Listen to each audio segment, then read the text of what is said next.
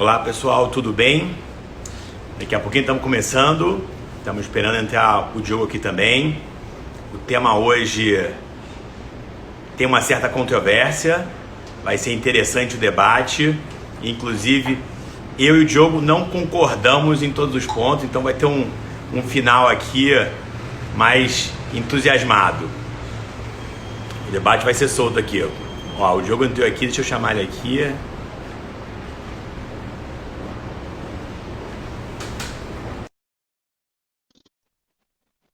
E aí, tô vendo só aqui, Paola, que fez uma live excelente ontem, Alessandra. Oi, Diogo, tudo bem? Ernesto, boa tarde, tudo bem, cara? Tudo bom, meu caro? Tudo bem, tá me ouvindo bem? Estou te ouvindo. O Diogo Ferraz também, Micaela, o Tio de Malafaia, a galera aqui, o Ronaldo Ribeiro tá aqui também, Eduardo Santiago, tem uma galera, tem mais uma galera ajuda aqui, Fernanda Medeiros. E O eu tô seu falando com o áudio tá pessoal um aqui, pouco ruim para mim. tá picotando o áudio? Tá picotando. Não sei se os demais aí estão ouvindo bem ou não. O André também entrando, Luciana, o Fábio, muitos amigos aqui. Pessoal, vocês estão ouvindo bem? Dá um ok pra gente.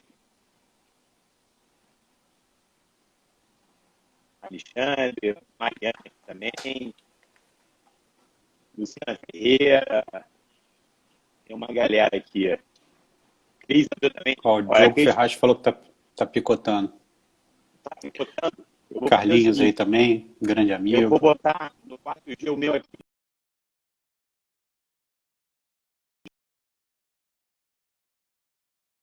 Vamos lá, melhorou o seu? Vê se vocês me ouvem melhor. Agora eu tô te ouvindo melhor. Tá ouvindo melhor? Tô. Legal. Você também tá melhor para mim. Botei no 4G. Pessoal, 4G continua tá melhor que a picotando internet de casa. ou melhorou? Mas se continua picotando aqui, Rodrigo, grande amigo de faculdade, entrando aí agora. A Dani, nossa querida pessoal, também.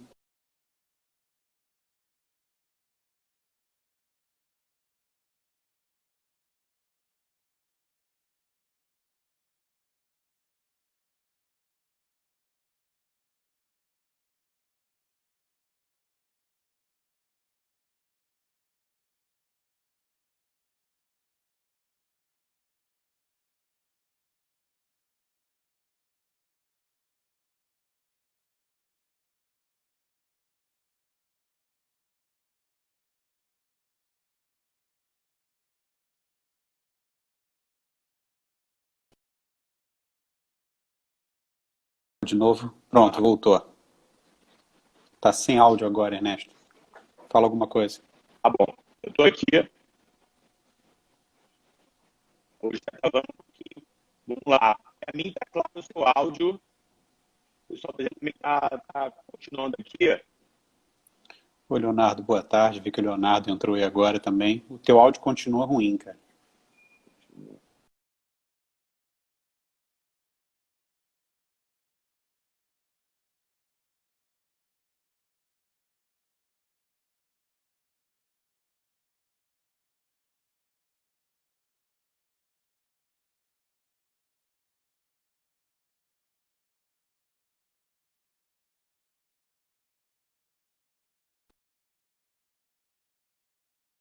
Às vezes eu e Ernesto, é um bate-papo que a gente tem até nas nossas saídas para beber alguma coisa. Voltou agora, Ernesto. Tá, ótimo. Vamos lá, Diogo. Eu acho que no fundo, você aqui hoje é quem vai trazer para a gente as informações, então acho que você pode começar já entrando no tema.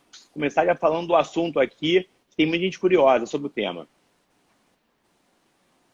Tá, antes de mais nada, eu queria agradecer, obviamente, o convite da tutoria jurídica, do PJT. É um prazer estar aqui, poder falar desse tema que eu particularmente gosto muito, tenho extremo interesse. Tenho até orgulho de falar que essa daqui foi a primeira tese estadual com a qual eu tive contato. E não vou falar meu tempo de estágio, senão vão descobrir minha idade. É muito legal poder estar aqui e falar disso com vocês. Preferia que a gente estivesse fazendo isso até mais tarde para tomar alguma coisa diferente de água, mas essa hora a gente fica na água mesmo enquanto conversa. Suco de uva Até também porque, pode, como viu? muitos aqui sabem, a maioria dos nossos bate-papos acaba sendo depois do trabalho tomando um vinho, né? E não cedo, como a gente está fazendo agora. Mas vamos ao tema aí. Eu até brinco, falo que esse tema ele é muito mais fácil de um engenheiro compreender do que um advogado compreender. A matéria acaba sendo mais técnica do que o jurídico em si. E isso, até a meu ver, foi o grande motivo da confusão dos julgamentos que ocorreram até então sobre a matéria. Então, para começar, como é que a gente deve esclarecer a questão da demanda? O que é demanda? E fazer uma diferenciação também de demanda e demanda contratada, que são coisas distintas. E a maioria dos advogados confunde, óbvio. Como a gente falou, é uma questão muito mais técnica do que jurídica. Então, para você entender o que é a demanda, primeiro vamos no aspecto da conta. Existem dois tipos de cobranças que são feitas nas contas de energia elétrica. Você tem a conta com a tarifa monômia e tem a conta com a tarifa binômia. O que é isso? Se você não sabe nem o que é isso, fica até difícil você poder militar e defender essa tese, porque isso daí eu diria que é o básico do básico para poder se situar nessa matéria. A tarifa monômia, ela inclui dentro da cobrança só o consumo, porque neste consumo já estaria embutido o valor de demanda. Já a tarifa binômia, que normalmente também é chamada de uma tarifa para consumidores, grandes consumidores, ela separa o que é a demanda na conta do consumo. Então, nessa tarifa binômia, se faz necessário você ter uma demanda. Em que consiste a demanda? A demanda nada mais é do que a média da potência utilizada. Mas ela então, se ela é a média, eu posso estabelecer essa média como eu quiser? Não. E para você ter uma ideia já da confusão que existe quanto a isso, eu dei uma olhada em várias concessionárias do país e você tem uma média de 60% até 76% de indicação das concessionárias para você calcular a sua demanda, que nada mais é do que a potência de energia utilizada. O que significa isso? Traduzindo um exemplo prático. Você pega todo o equipamento elétrico que tem em determinado estabelecimento e calcula, se todos estiverem ligados, quanto você gastaria de potência. A potência é o máximo de energia consumida naquele momento. Isso é a demanda. Calculando esse máximo, você pega um percentual desse máximo e faz uma contratação com a concessionária de energia elétrica de quanto você pode receber naquele determinado momento. O máximo que você pode consumir de energia nesse determinado momento. Aí a pergunta que fazem, então eu tenho essa demanda contratada. Isso significa que eu só posso consumir até isso? Não, você pode consumir mais. Só que esse valor, ele serve justamente para eles poderem fazer um cálculo aproximado de quanto demandaria de energia para todos os consumidores em determinado momento. Vamos para números então. Eu vejo aqui números contribuintes, consumidores, que fazem um contrato de demanda de 300 kW. Esse valor em quilowatts é o pico da energia dele, 300 kW. Só que ele não necessariamente vai demandar aquilo. Ele dificilmente vai demandar aquilo ou próximo disso. Ele normalmente demanda abaixo disso, salvo se tudo dentro da indústria ou dentro do estabelecimento comercial dele estiver ligado. Aí você faz esse dimensionamento para poder contratar perante a concessionária qual seria a sua demanda contratada. Então, é um contrato de energia que é feito, mas ele visa o quê? Ele visa uma entrega máxima de energia naquele determinado momento.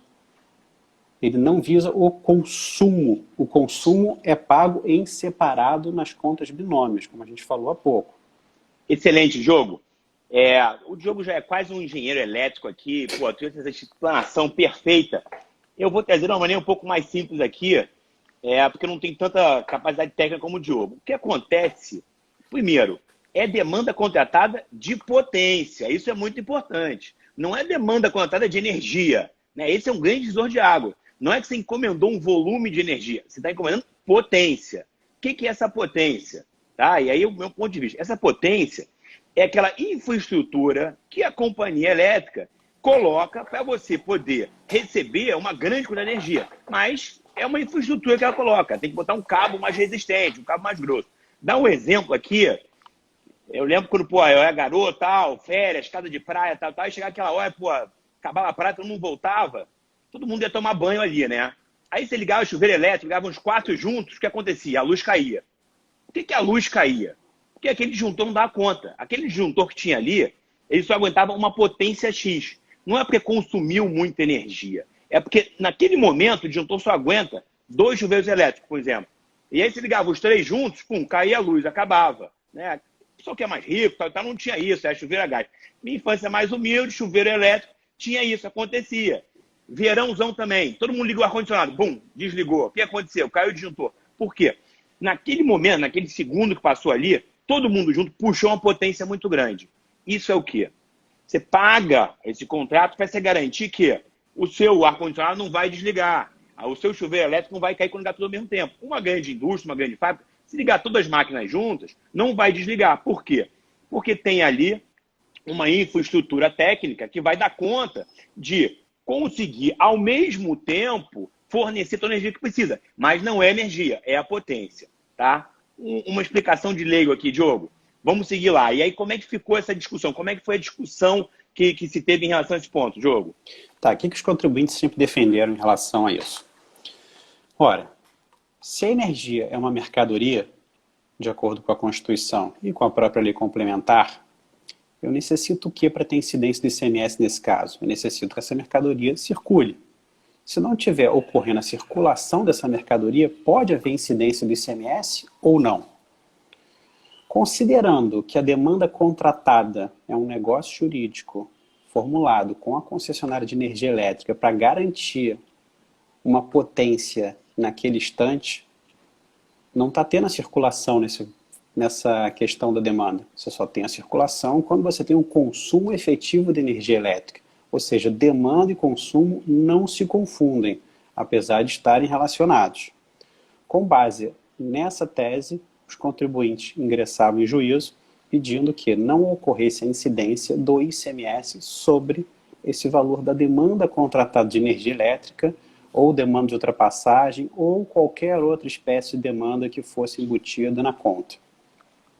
Então, a tese era muito simples, de fácil compreensão. O problema todo é o entendimento técnico que tem que haver por trás para você poder equacionar a questão da forma correta. Na evolução da jurisprudência, aí nós tivemos inúmeras mudanças quanto a isso. O que a Procuradoria do Estado defendia inicialmente? Ilegitimidade. Ilegitimidade de quem? Primeiro da Procuradoria. Porque eles falavam, olha só, tua briga tem que ser com a concessionária de energia elétrica e não comigo. Então, para quem milita nisso há muito tempo, via as contestações iniciais da Procuradoria, eram, eu não sou parte legítima para figurar no polo passivo dessa demanda, você tem que entrar contra a concessionária. Tanto que as ações muito antigas, os escritórios ajuizavam contra o Estado e contra a concessionária. Não sei se você tem idade suficiente para se recordar disso, mas lá no escritório tem alguns resquícios dessas ações antigas. Muitas. O que a Procuradoria também alegava? Além disso, você também não é parte legítima para pleitear a restituição desse tributo, uma vez que quem está fazendo esse recolhimento ao Estado é a concessionária. Logo, ilegitimidade também do polo ativo da ação. Esses dois pontos eram que, a princípio, mais deixavam os contribuintes que militavam com isso inseguros, com medo de perder. No mérito, a discussão sempre achei até muito boa, e acho que a grande maioria concorda comigo. O Estado defendia no mérito o quê? Olha, está embutido esse valor da demanda no preço da energia. Logo, tudo que está na conta tem que haver incidência do ICMS. Seja demanda, seja seguro apagão, seja bandeira, qualquer um. Se bem que as bandeiras vieram bem depois dessa discussão. E aí o Estado ficava na questão da ilegitimidade e também nessa questão de estar embutido no preço do serviço, logo tem que ter a incidência do ICMS nisso. O que alguns doutrinadores também defendem é que a demanda contratada ela é uma prestação de serviços. Logo também jamais poderia estar na incidência de tributação do ICMS por ser prestação de serviços. Então, algumas ações desse tipo, nós também questionávamos, se ela não for Ela não pode ser tributada pelo ICMS, no máximo pelo ISS, desde que esteja na listagem de serviços do ISS. Então, esse, em suma, sempre foram os pontos defendidos na tese e os principais argumentos de muito bem defesa da lembrado, Procuradoria. Diogo, muito bem lembrado, a questão dos encargos, das bandeiras. A verdade é que a solução dada para esse caso, ela pode ser aplicada em outros casos. Não necessariamente, mas tem um mesmo racional. É aquilo, a conta de energia elétrica tem um monte de penduricalhos ali, né? O que é energia mesmo, o que é consumo é uma coisa, mas tem vários penduricalhos. Demanda é um deles. Encargos são outros, encargos por uso do sistema. Tem também o próprio TUS, o TUS também, outra discussão também, ferrenha.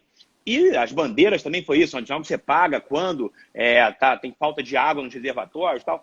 Em princípio, todos seguem o mesmo racional. Estão dentro da conta de energia elétrica, mas representam, de fato, consumo de energia ou não. Então, a gente não vai entrar aqui nesse ponto, né? Isso pode ser algo até de uma outra live sobre isso, mas a verdade é, o Supremo, pela primeira vez, definiu uma análise sobre uma dessas rubricas da conta de energia elétrica. Então, quiçá esse entendimento que agora está definido vai ser aplicado também para outros casos, né? Agora, nessa linha, fala um pouquinho mais como é que foi a evolução da discussão do tema já no judiciário. Como é que o judiciário encarou esse tema da demanda, Diogo?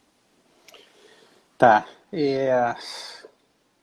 Inicialmente, o STJ decidiu essa questão em março de 2000, um voto do José Delgado. E a jurisprudência aplicada na época é que o ICMS ele não deveria incidir sobre a demanda contratada, ponto. Inclusive, tem até alguns julgados que falam, seja ela de ultrapassagem, seja demanda ou qualquer espécie de demanda. Então, a jurisprudência que se consolidou em 2000, se iniciou, melhor falando, em 2000, foi de que o ICMS realmente não incide sobre a demanda contratada. Porém, teve uma mudança no decorrer do caminho. Até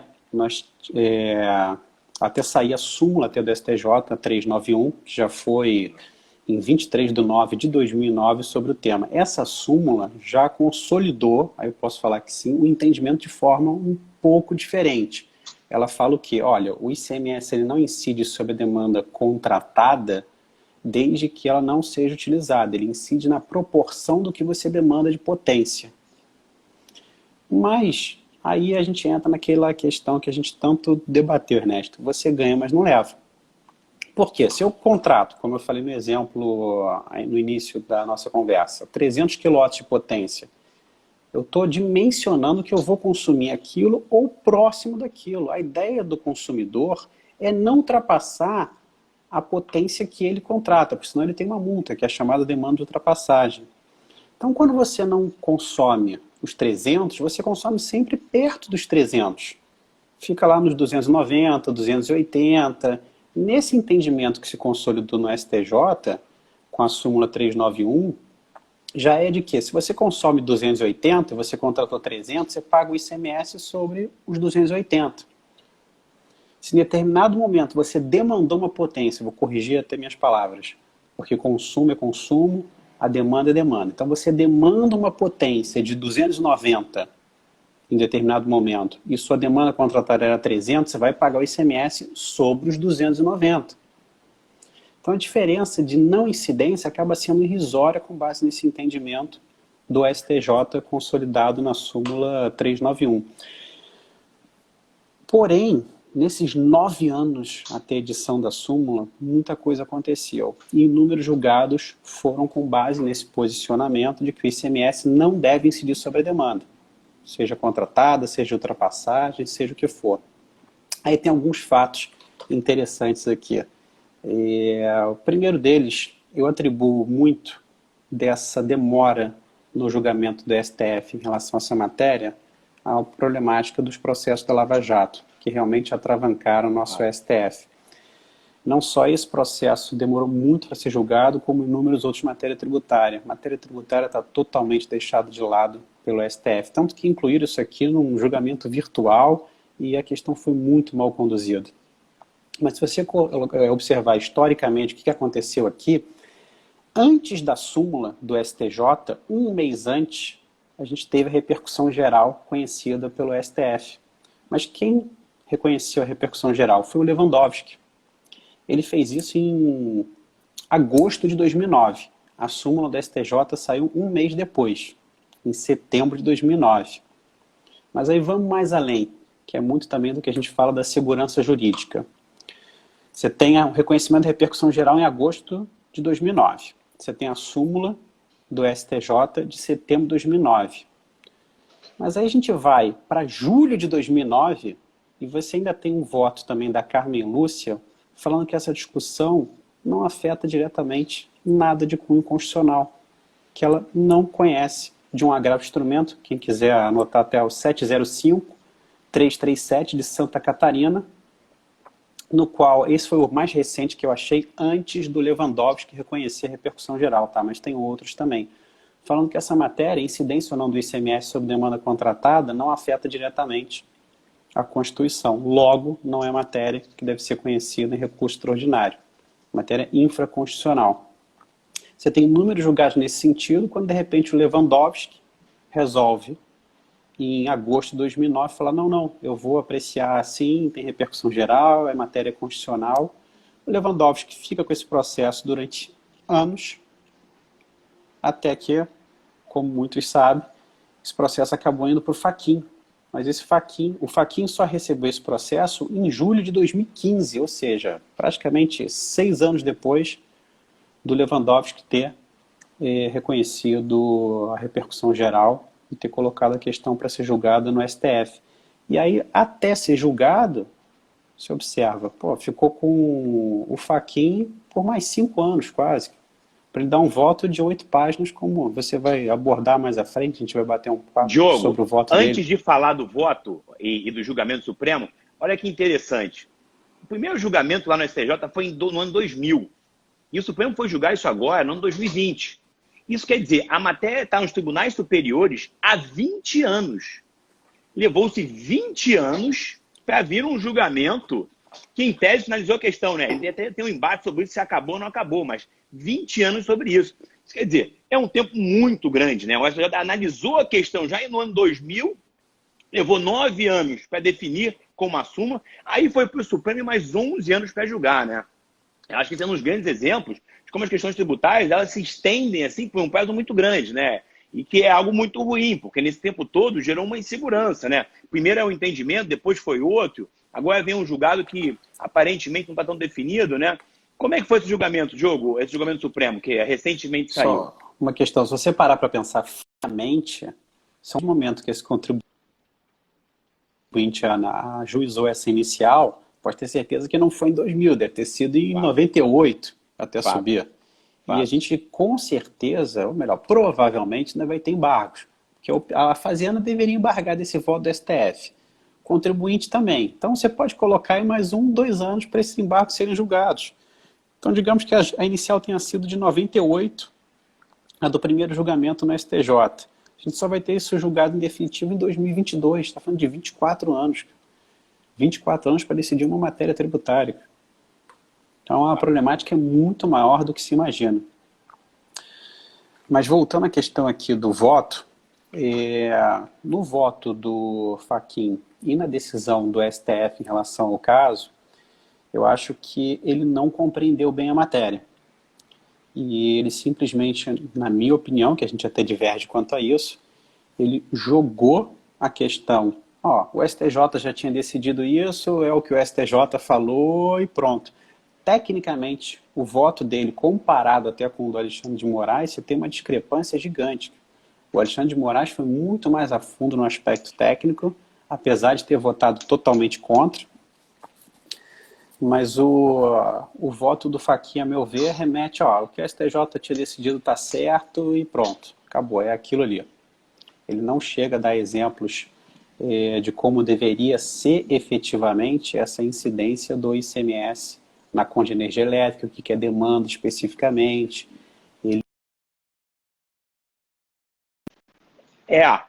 Não, exatamente. Olha só, a gente tem agora aqui 26 minutos de live e nesse momento vai começar o embate, tá? Quem já assistiu até aqui agora, isso foi uma preliminar, né? Que nem no UFC tem a luta preliminar, entra tal. Agora é a hora do embate. Porque, cara, o Diogo é um amigo meu de longa data, tal. A gente tem o pensamento muito semelhante de direito tributário, mas o direito tributário, como é muito salutar, também tem muitas discussões, né?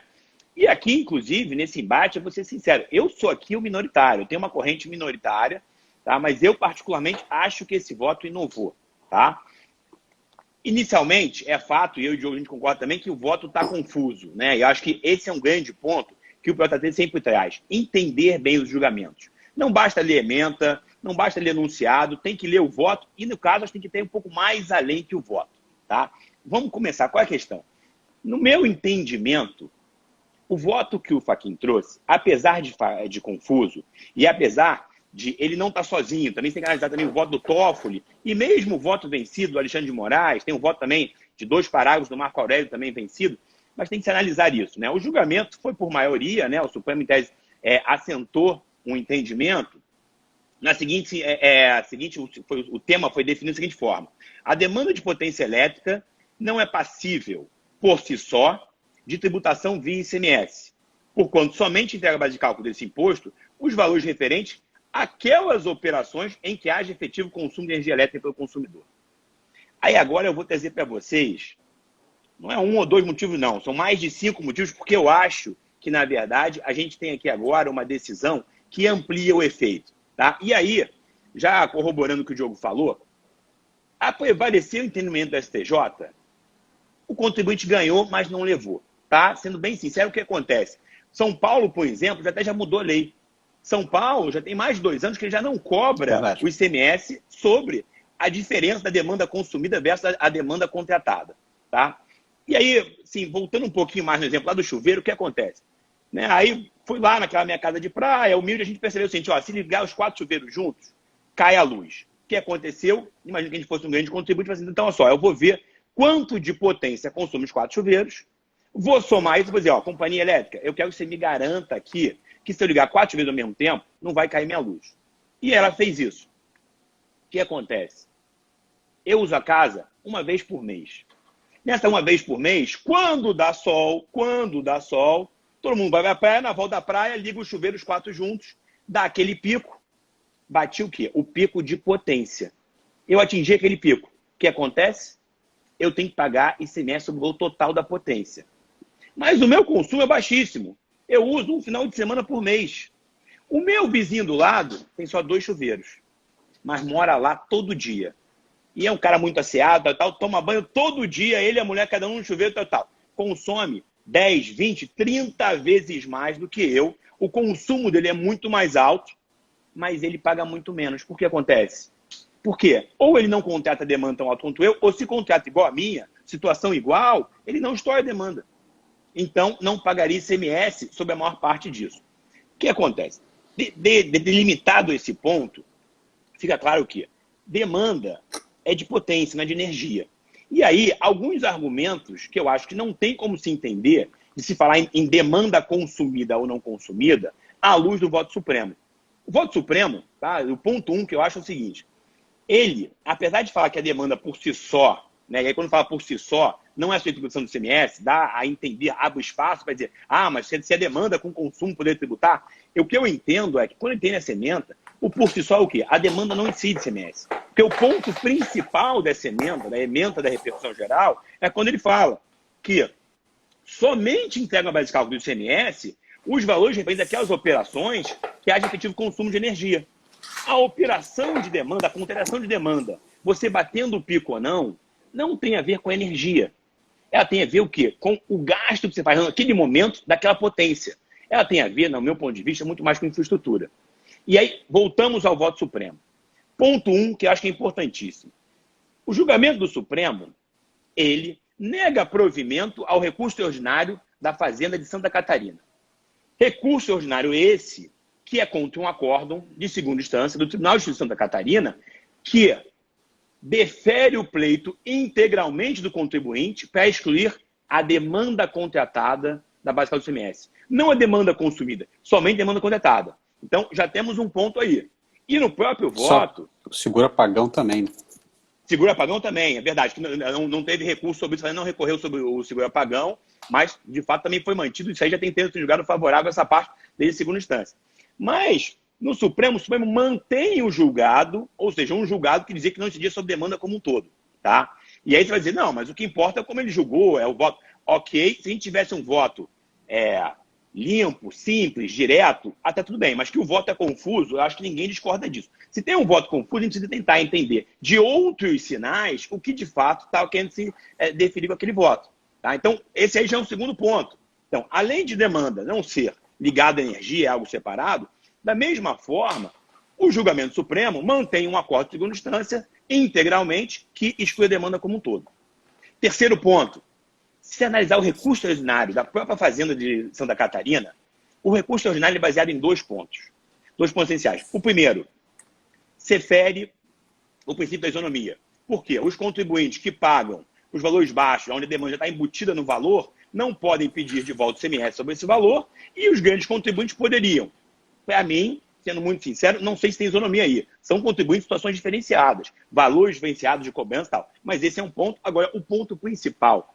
O recurso extraordinário tem 27 folhas. Das 27, pelo menos 20, eles batem no seguinte. A demanda contra a energia elétrica seria algo a ser pago pela infraestrutura instalada. Ou seja, para eles seria um serviço. E eles, inclusive, falam que, quando eles fundamentam as bases de cálculo do recurso extraordinário, eles citam 2 artigos. O 152, que é a isonomia, e o 155, inciso 2, a linha 9, que fala justamente que quando tem serviços prestados junto com o venda de mercadoria, você deveria pagar o ICMS sobre tudo se esse serviço não for tributado pelo ISS. Ou seja, a própria Fazenda argumenta isso. E aí tem uns trechos aqui assim, que são muito claros. Assim, a Fazenda citando que a simples disponibilização de potência elétrica no ponto de entrega, ainda que gere custo com investimento em prestação de serviço concessionária. Então, ou seja, o ponto gera custos, investimentos e prestação de serviço da concessionária. Então, a fornecimento de demanda é uma prestação de serviço para eles. Então, quem está falando isso não sou eu, é a Fazenda, é o recurso extraordinário que foi julgado, entendeu? É a argumentação que ela mesma coloca nisso. Então, você tem um ponto já muito forte sobre isso. Segundo ponto, quando foi julgada a repercussão geral, o ministro Lewandowski, que é o relator, ele analisa e, da mesma forma, na repercussão geral, ele fala. O que está analisando aqui é que essa atividade de disponibilização de serviço, de infraestrutura, não poderia estar balizada pelo ICMS, pois não representa circulação de mercadoria. Então, mais um ponto. Aí eu vou seguindo.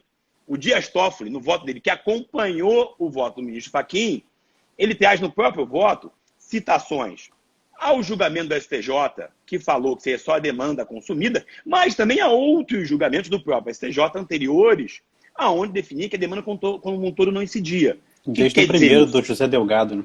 Exatamente, o lá de trás. O que quer dizer isso?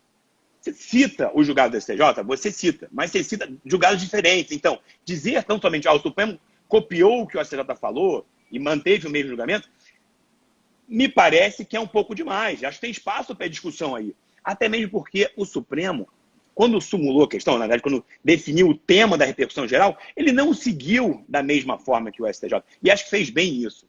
Ele trouxe, como eu falei antes, já uma maneira diferenciada. Por quê? O que foi o principal que o Supremo determinou? Que o ICMS não pode incidir sobre aquelas atividades que não digam respeito à circulação de mercadoria. Qual mercadoria? A energia elétrica. Se não está ligado com a circulação da mercadoria, não pode incidir o ICMS. E acho que por isso o Supremo, inclusive, fez um tema, definiu um tema de maneira diferente com o STJ. Ele abriu mais espaço para isso. E aí, um outro ponto importantíssimo, né? E aí acho que talvez um dos pontos matadores também. O que acontece? O Supremo, ele analisa as leis, né? As normas, a Constituição, é o fiscal da Constituição. Para o Supremo julgar uma questão de engenharia elétrica é muito mais complexo. Então, me parece muito permitido ao Supremo que, eventualmente, cometa um deslize aqui, uma falha em analisando um termo técnico de energia elétrica, potência, energia, até porque a natureza da energia elétrica é muito própria.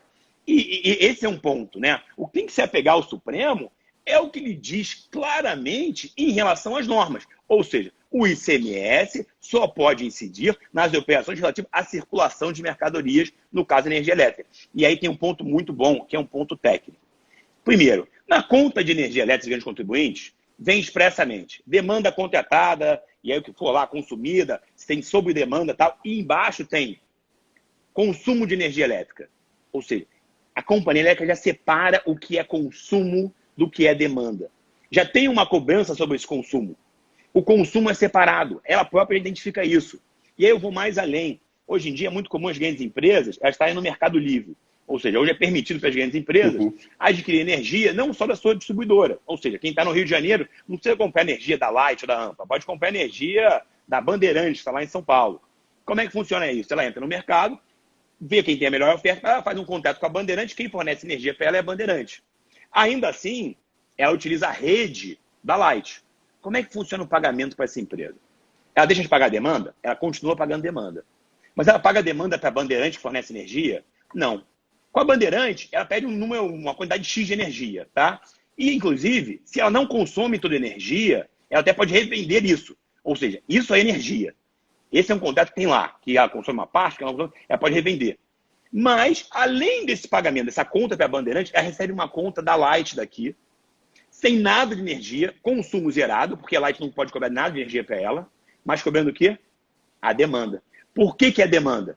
Porque é a infraestrutura da Light, a energia passa pelos fios da Light, passa pela estação da Light, passa por toda essa parte, aonde quem tem um custo com isso é a Light. Esse custo está ligado à venda de mercadoria? Não está. Por quê? A Light não vende energia elétrica para essa empresa. Essa empresa não consome. Então, está clara a divisão.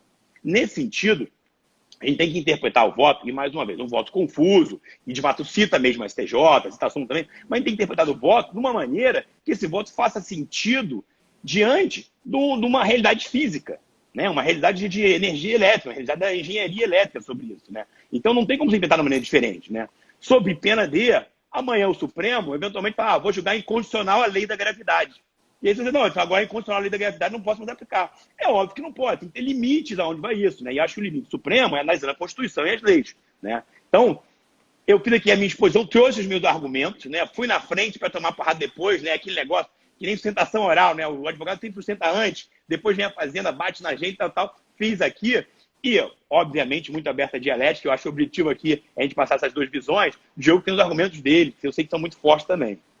Não, eu não quero fazer papel de carrasco, até porque eu sou um grande defensor da tese, né? Eu gostaria muito que tudo que você falou tivesse sido decidido de forma clara pelo Supremo e a gente conseguisse levar o assunto. E até pelo número de processos que a gente tem disso lá do escritório, seria muito interessante.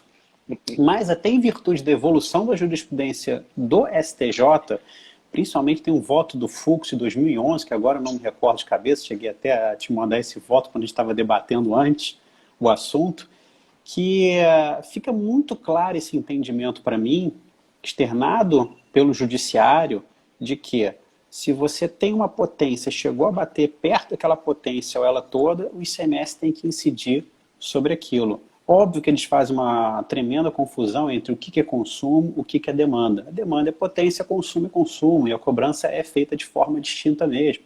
A conta de qualquer grande consumidor, você tem lá a parte de demanda contratada, demanda de ultrapassagem, para quem ultrapassa, e consumo. Consumo no horário de ponta, consumo no horário fora de ponta, até porque você paga um valor diferenciado quando você consome no horário de ponta ou no horário fora de ponta, o valor da tarifa pelo consumo. Mas, infelizmente, não é o que eu vi nesse voto. De qualquer forma, uma coisa que a gente concorda é esse voto está tão confuso porque, a partir do momento que o extraordinário não foi provido, você mantém a decisão do tribunal. E a decisão do tribunal ela é clara, falando que o ICMS não incide em nada além do consumo. Tanto que eles até colocam lá o seguro-apagão. O seguro-apagão não incide ICMS, assim como demanda também não incide ICMS. Eles não fazem essa limitação, assim, é a demanda que você chegar a utilizar de potência deveria incidir na proporção. Não tem isso também. E nesse meio tempo, até a gente ter repercussão geral conhecida, nós tivemos inúmeros processos que já transitaram em julgado também sobre essa matéria, que é um outro ponto que a gente pode discutir aqui, se caberia ou não a rescisória sobre esses casos. Eu entendo que não caberia rescisória. Então, quem já ganhou isso, e ganhou com base até nesse entendimento de que o ICMS não deve incidir sobre a demanda, independente de você ter utilizado parte da potência da demanda contratada ou não, eu acho que pode até ficar mais tranquilo, apesar de que, óbvio, a Procuradoria vai tentar reverter isso futuramente. Mas, infelizmente, eu não estou tão esperançoso quanto você. Eu acho que, apesar do voto do Fachin não estar muito claro, as referências que ele faz, acima de tudo, ao STJ, estão bem objetivas nisso. e que é a demanda contratada e utilizada tem que ser tributada. Resumidamente, seria isso.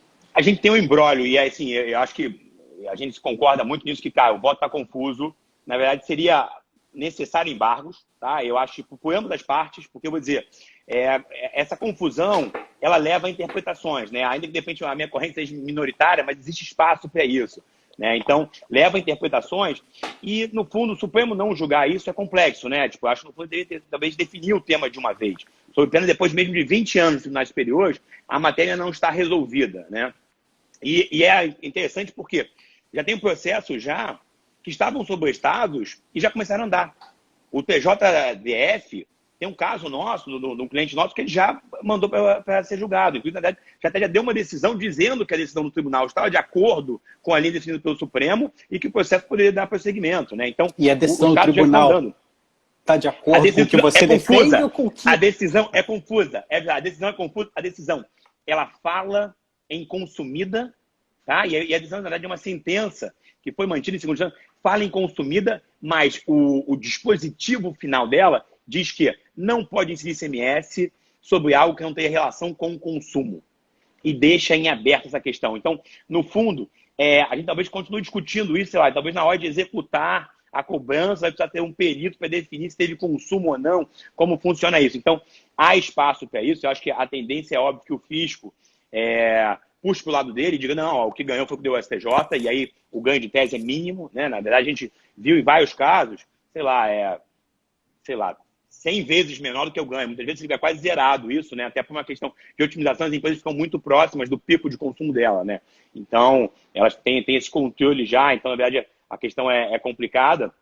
E acho que deveria haver embargos, com certeza. Até também parte da Fazenda, para não deixar em aberto essa discussão, sob pena de amanhã a gente querer voltar a discutir esse tema. Não ficou claro o que falou o Supremo ou não, né? E é importante também a gente ver como questões alheias, muitas vezes, a parte legal, a parte constitucional, são muito importantes na hora de serem apreciadas, né?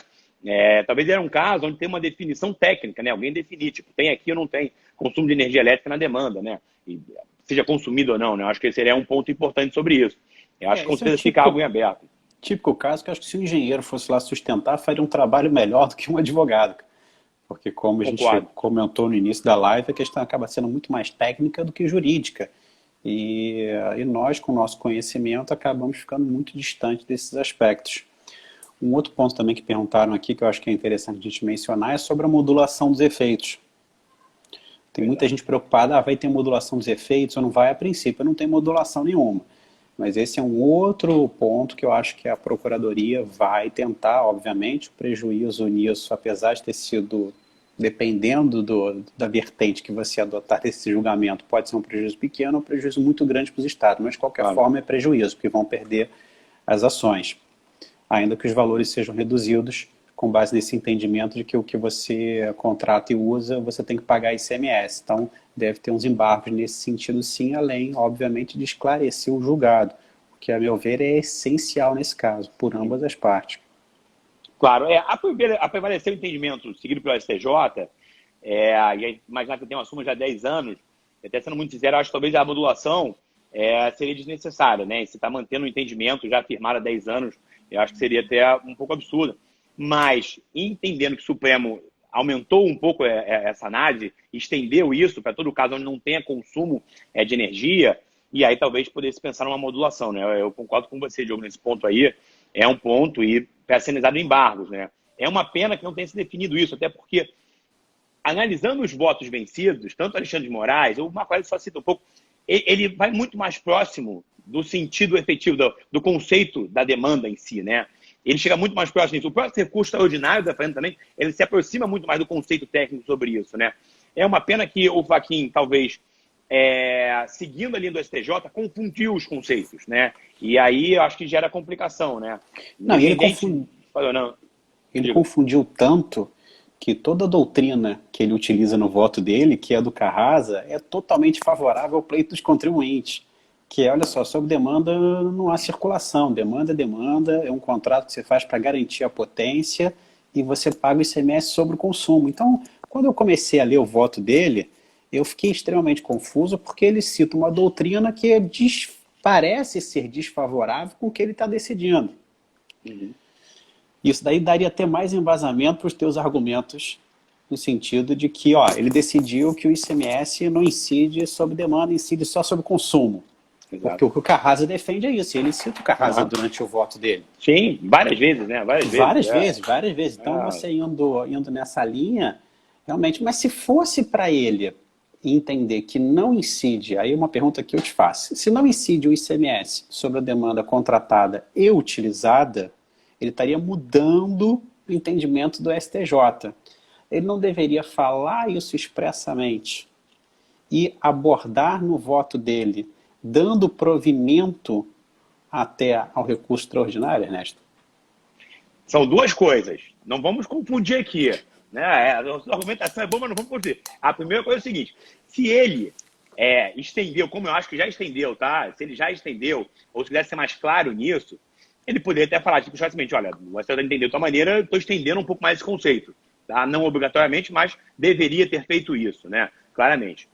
Se ele passar, tipo, olha, agora eu vou analisar e entender que demanda seria um serviço ou algo mais, e aí se aplica ou não 155, inciso segundo, a linha 9 e tal, eu acho que é uma análise, tipo, será que ele mudaria o julgamento em relação a isso? O Alexandre de Moraes tinha um entendimento distinto. Até pode ser isso, entendeu? Vou ser sincero. É possível que, de repente, então eu vou passar a entender melhor, eu vou julgar de uma forma diferente. É possível que ele faça isso, tá? Não sei se seria o caso, mas possibilidade teria. Mas ele pelo menos julgaria correto. Porque o problema de julgar, ainda que seja favorável para você, mas de maneira confusa ou usando conceitos de física de uma maneira errada, é que, no fundo, mesmo quem ganha, cara, tem um problema sério com isso, entendeu? Então, esse eu acho que é o grande ponto, tá? E eu acho que não obrigatoriamente ele, passando a entender a demanda como de fato não é ligada a transferência e circulação de mercadoria, isso não quer dizer que ele ia julgar contrário que deveria incidir o ICMS, entendeu? Eu acho que ele pode julgar isso separado, né? O Supremo tem aí diversos julgados, essa questão ICMS, ISS, serviço com mercadorias, tem diversos julgados, né? Até já falei no Monte-Live aqui, a questão de fornecimento de comida e bebida por restaurantes, os serviços gráficos, né?